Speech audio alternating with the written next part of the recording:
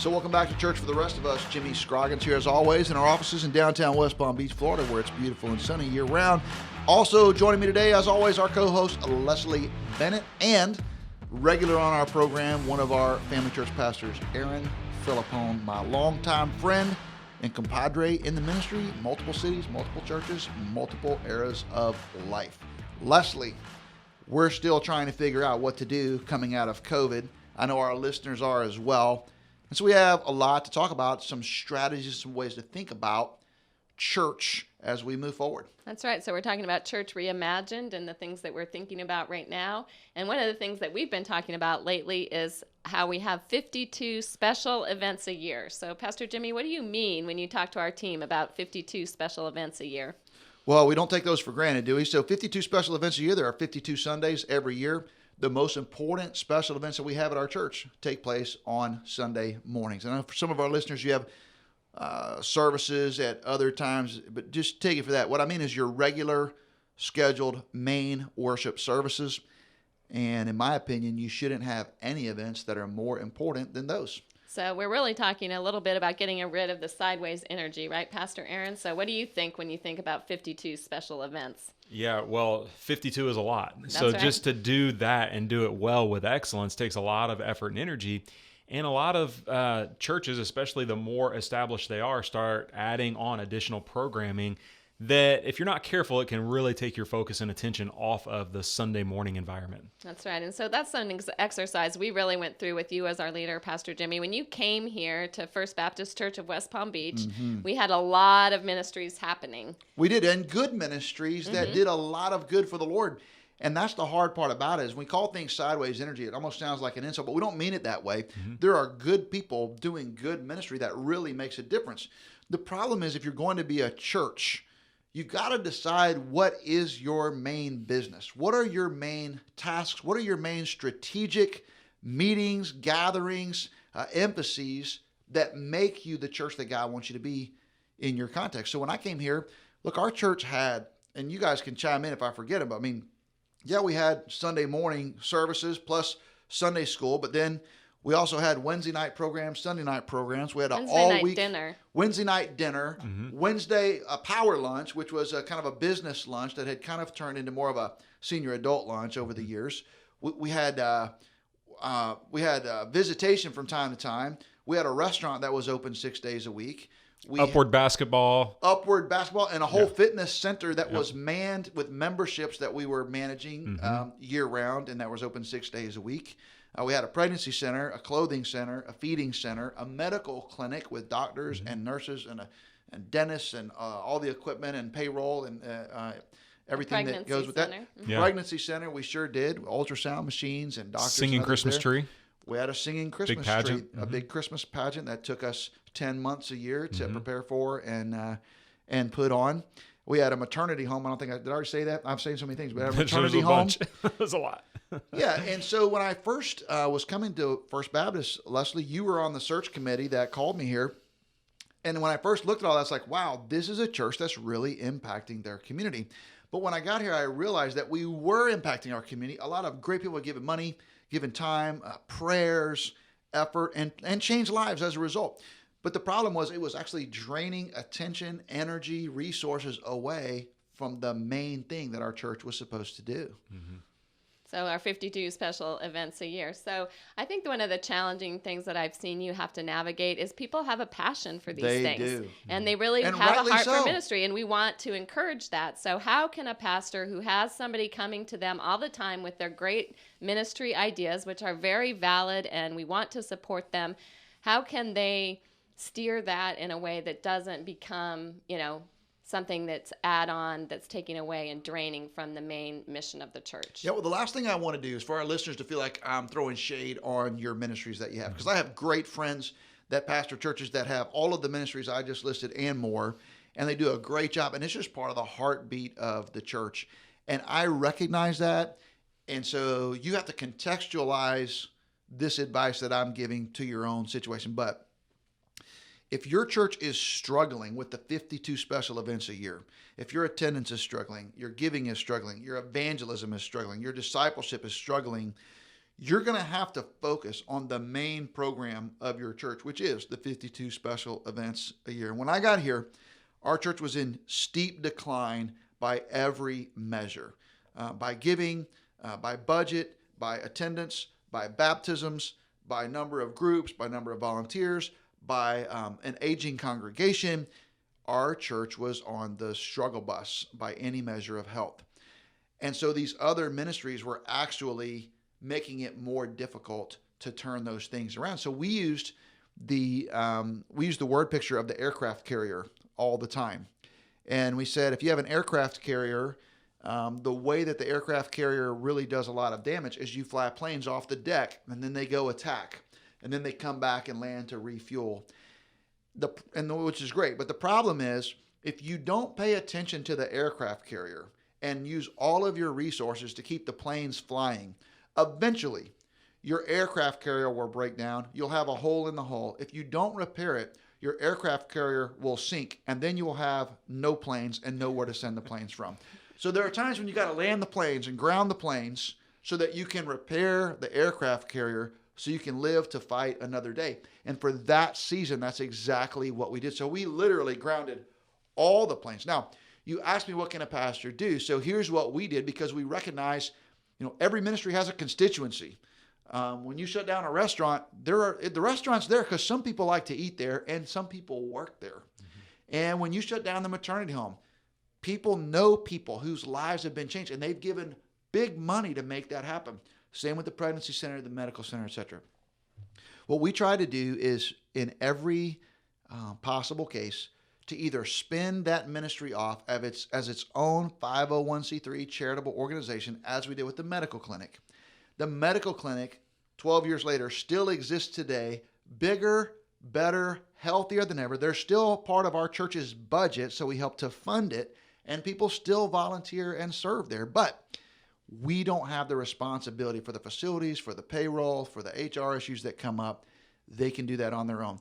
We took our pregnancy center, which for a time was a key core ministry of our church. We merged it with our county-wide evangelical pregnancy ministry, and now the reach and the scope and the scale of it is way bigger and better for doing that. I don't think very many people would argue that our church is worse off for not doing the Christmas pageant. I think all of us would acknowledge, although there were some great days and some great things happened through that pageant, we're better off focusing on some other things. So I just would encourage pastors and listeners, find other ways to direct. So like even people who love to feed people, there are just people in our church that love the idea of feeding the hungry. So we actually partner with an organization called Feed the Hungry. Feed the Hungry. And they can do that. And so we direct giving, resources, and volunteers to these other organizations that specialize in these different areas of ministry. And then we don't have the responsibility for operating them, funding them, running them all on our own.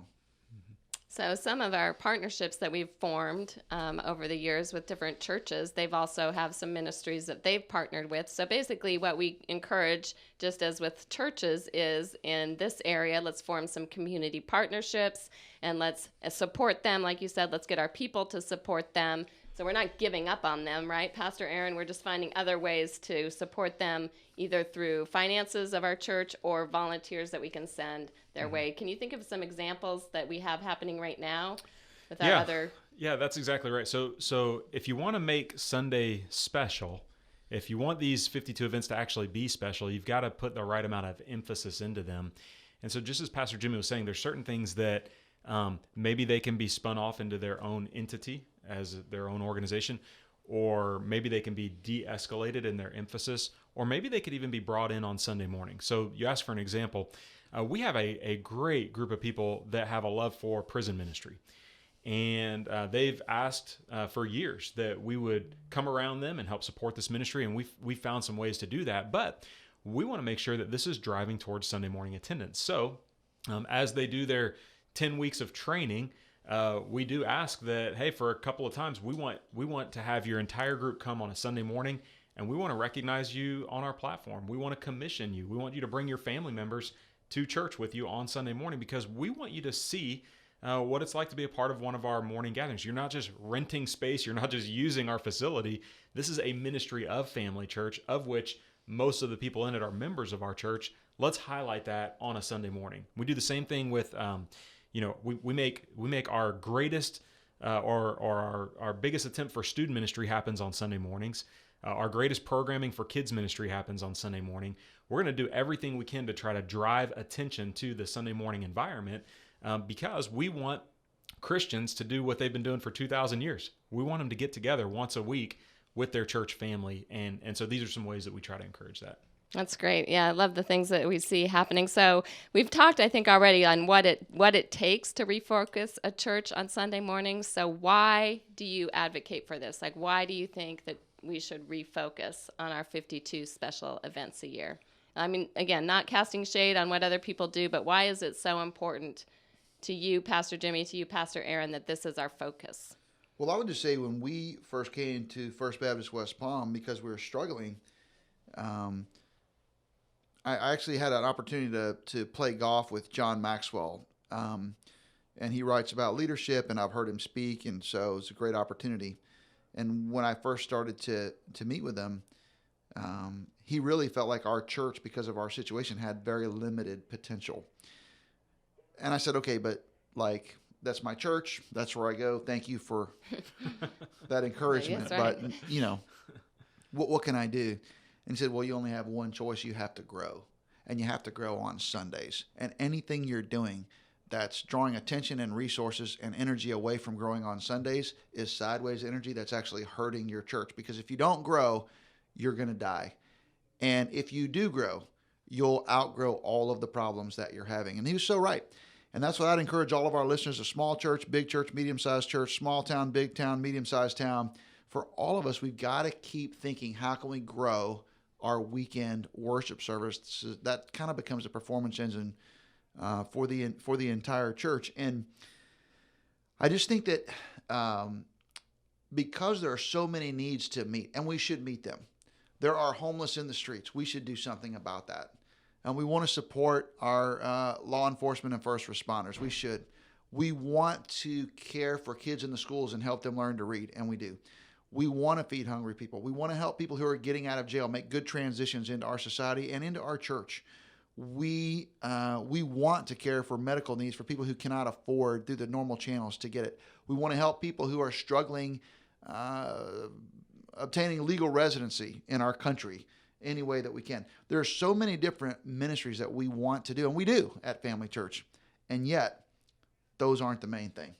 Those are important, but the main thing for us is telling people about Jesus Christ, teaching them the Bible, building families, and helping people learn how to be good neighbors. And I think keeping that on the front burner is vital. Would you add anything to that? Yeah, it's funny. These ministries, if you're not careful, they can replace the local church in the lives of the believer, and that's a scary thing. And so you want to make sure that the leaders that are running these ministries are fully bought in that this is not just that this is not an alternative to the local church, that this is an extension of. And so in everything that they're doing, you want to make sure that these leaders actually are helping to drive those efforts into the Sunday morning environment so that they're connected to the vision and the big picture of what the church is trying to do. So I think one of the things that any church of any size can do is take a look at all of those ministries and help the leaders of those ministries to buy into the idea that the Sunday morning gathering of the people of God is vital. And the more that they do that, the better off it's going to be. Yeah, we might have a unique opportunity right now. I know churches are in different places right now when it comes to reopening and getting things started back up after the pandemic. There's still a replanting season here in South Florida. So we haven't started everything back up. That's not to say that we're not going to start some things back up, but we did take the opportunity to focus on Sunday mornings as we began to regather. So what would you say to pastors of small and medium-sized churches at this point in their journey? If they haven't started everything back up, how could they perhaps consider making a shift at this point? Well, if you can't make a shift right now, it's going to be really hard to do it later on. I mean, this is the time while everything is shut down. And look, just remember, every ministry has a lifespan. None of these ministries are going to last forever. They're not going to last in perpetuity. And so this is a very good time to take a step back from working in the ministry and maybe work on the ministry a little bit and try to figure out what the next iteration of your church's ministries need to look like and develop a path forward. You got to help these leaders to see what the destination is going to look like.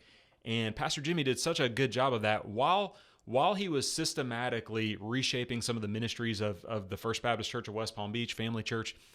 He was also casting vision for what we want to be: a network of neighborhood churches, 100 campuses all over South Florida, having a regional impact. All of those kinds of things help you to refocus your energy towards a greater global vision that every one of those leaders can then focus on. Yeah, and I also think that when we do that, we're keeping in step with what's happening culturally. So let me give you a couple of examples. There's a restaurant that I like to go to called Flanagan's. Well, when Flanagan's reopened after we were all shut down for COVID, their menu is different. No more swordfish. I know, it ticks me off. Swordfish is my favorite. They're grilled swordfish, but they don't have it because all these restaurants figured out, hey, here's the things that we're offering that are not making enough money for us. They're not bringing enough people in. They're not making enough money. So they just took them off the menu. Whether it's shrimp and grits at E.R. Bradley's, whether it's swordfish at Flanagan's, or whether it's a tuna sandwich at the City Diner. There are all kinds of things that people change. So when we change, the other day, Chris and I went to the gym. We go to the gym at 5 o'clock in the morning. We get done, and I say, I need to get some milk. So I go to Walmart to get milk because we have a super Walmart right near our house. Aaron and I live near each other. Go to our super Walmart. Did you know that Walmart doesn't open till 7 now? Right. No. They've been open for 24 hours my entire life, as far as I know. And I went there at 6:40, and it was like, no, we don't open until 7. So even Walmart has figured out, let's close our store for the time that's not making a profit. Well, we need to do the same things. What is it about our church? What ministries are we pursuing? What kind of things are we doing that we know we should stop doing? They're not profitable for our mission, or they're less profitable than other things. And let's take this opportunity to whittle down our efforts, to whittle down our focus. And if we can be more laser focused, and plus, there are some things you need to start doing that you can't do as long as you're doing these other things. And you've got to clear some space in terms of resources, in terms of energy, in terms of staff, in order to pursue the new things that you see in front of you. So, Pastor Jimmy, you're really good at kind of systemizing things and making some steps of action. So if somebody's listening to this today and they're hearing this and they're thinking, yeah, that's right. I mean, when you said that same thing, my Publix used to stay open until 10 and now they close at 9. I went the other night and it's like, what do you mean it's closed? Well, they must have figured out that 9 to 10 isn't that profitable, so now we're going to keep closing at 9. So how could the pastor look at what he's doing and say, like, what are some steps that he would take to get from where he is, maybe feeling like too wide and too thin and spread across too many things, to refocus on Sunday morning? Well, I think Aaron's suggestion a moment ago is exactly right. This is your moment. So I would just start by making a list. What are some things that your church is doing right now that if you had no barriers to stopping it, would you stop it? So if there was no political cost to you, there was no group of people that were going to get mad, there was no donor that was going to stop giving money, if make a list of those things. Now, you may not be able to stop them all, but what if you stop some of them? Make a list of the things you wish you weren't doing. For some of you guys, it's, I wish we didn't have a choir. For some of you guys, it's, I wish we didn't have this children's program on Wednesday night. For some of you guys, it's, this certain Bible study that you have to lead or whatever. Think of the things that are not Sunday morning that you have to do as a church, that you have to fund, that you have to resource, that you wish you weren't doing. Make a list so at least you know what things you would like to change. And then also make a list of what it is about each one that keeps you from doing what you know you should do. And you may make a list, and the list may be substantial enough that you go, you know what, as much as I would like to stop that, that makes no sense. I'm going to get killed. I'm going to get fired. It's going to split our church. Okay, don't split your church. Don't get fired. Don't do that. But there's some other things after you make the list, you go, really? We could stop doing that. We don't have to keep doing that. And then I'd make another list of things that you need to do. Things that you would do. If you stop doing these things, you're not just going to put your staff on more vacation. You're not just going to take more vacation time. You don't want to just lose your volunteers. What would you do with this energy, with these resources, if you could, that would actually move the ball down the field in your strategy for your church? Excellent. Would you add anything to that, Aaron? Yeah, I would just say, think about those, after you make that list, there may be a few things on there that could actually draw attention to your Sunday morning environment. Good. So maybe Very you have good. a Bible study that's meeting in a home and it's catching a lot of traction, but some of those people don't show up every week. Well, what if you had your best Bible studies offered on Sunday morning at an alternate hour that would force them to be on the campus? So find ways to maybe drive energy towards the Sunday morning environment. Yeah, and I think you've done a good job with that too, because Aaron and I both were youth pastors for many years before we became lead pastors. And Aaron, we've learned that even with our youth groups, that try to find ways to drive our highest youth group attendance and energy to our Sunday morning. We do the same thing with our children's ministry. That is such a great point, and everybody could find ways to do that, I think. All right, so any final words of encouragement to our pastors who are leading during this time and who are wanting to drive more energy to Sunday morning? Any final words of encouragement or advice? Man, everything we said, but just if they really are going to be 52 special events a year, make them special. Good. Make them fun. Make them feel like family dinner. Make them celebratory. Enjoy them. And people will want to be a part of those special events. Yep, and everything rises and falls on leadership. And if the lead pastor buys into how special and how important those are, other people will too. If you actually think or act like other things are more important, everybody's going to pick up on that, and you're going to get more of what you honor. So to all of our listeners, thanks so much for joining us as we talk about replanting, renewing, and reimagining church in 2021. Why don't you join us the next time, and we'll talk about standardization versus customization in a multicultural, multi-generational, and multi-site format. I'm Jimmy Scroggins signing off for Leslie Bennett and Aaron Philippone. Church for the rest of us.